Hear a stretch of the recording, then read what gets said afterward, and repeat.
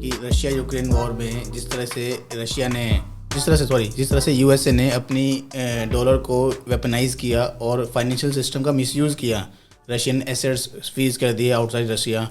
और फ्रिक्वेंटली ये देखने को और सुनने को मिलता है कि अगर कोई कंट्री रशिया यूएसए के हिसाब से नहीं चलती है तो वो धमकी देती है यूएस सैंक्शंस की। तो can we say that such step by USA is final nail in its of coffin? मैं ये बताता हूँ कि जो ये वर्ल्ड ट्रेड है या यूएस जो ट्रेड डेफिसिट रन करता है और कंट्रीज़ के साथ, ये काम कैसे करता है। हम एग्जांपल लेते हैं, सऊदी का ले लीजिए, चाइना का ले लीजिए, साउथ कोरिया का ले लीजिए, जापान का ले लीजिए, या आप थाईलैंड का भी ले सकते हैं कहीं ना कहीं। ये कंट्रीज़ एक्सपोर्ट ज़्यादा करते हैं, इंपोर्ट कम करते हैं।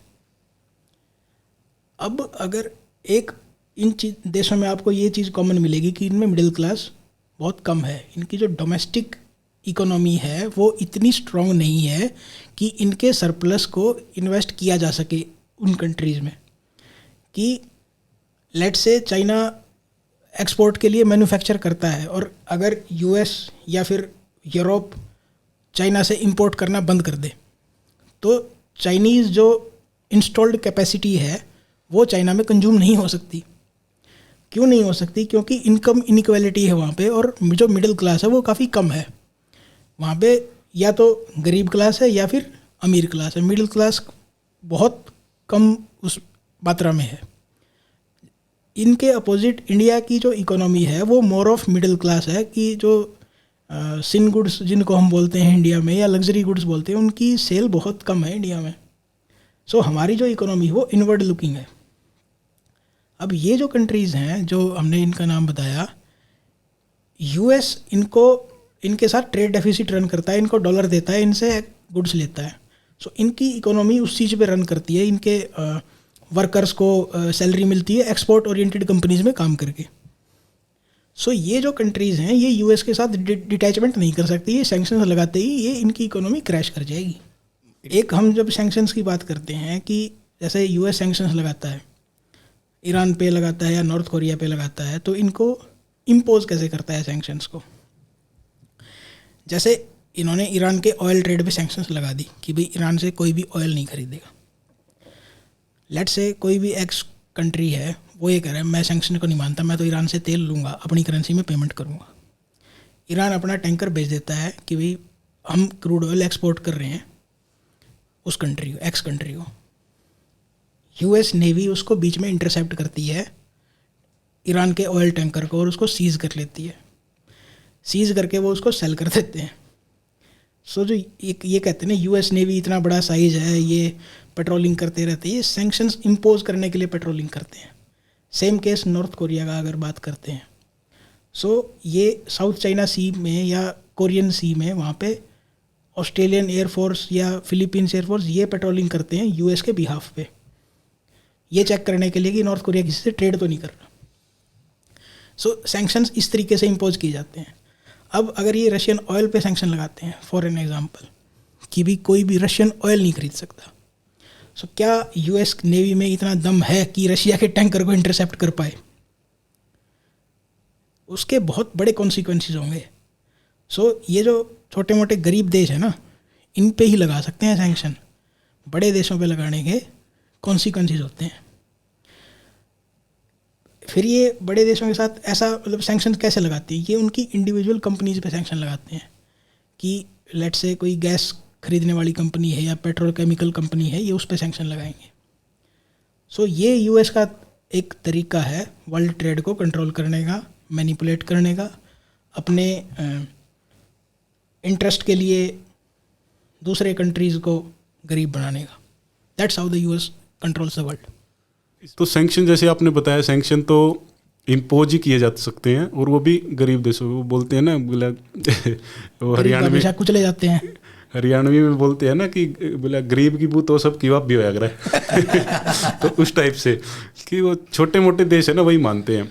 अभी Russia is too big for like US के लिए, इतना वो नहीं है कि आपने जैसे उनके एसेट तो सीज कर दिए उन्होंने, लेकिन ऐसे वो मतलब रशिया को एकदम से ख़त्म नहीं कर सकते वो, जैसे इन्होंने दूसरे गल्फ कंट्रीज या इराक में जैसे किया था इन्होंने, जो ये चाहते थे वो हो गया, ऐसा नहीं होगा। अब की बार इनका जो मतलब जैसे जो सोवियत था ना 1991 में, वो सोवियत नहीं है, वो Russia is far more stronger than Soviet now.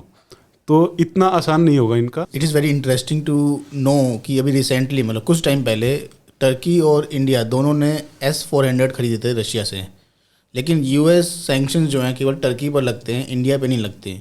तो क्या आप थोड़ा बता सकते हैं कि क्या कारण था कि इंडिया US सैंक्शंस को अवॉइड कर पाया?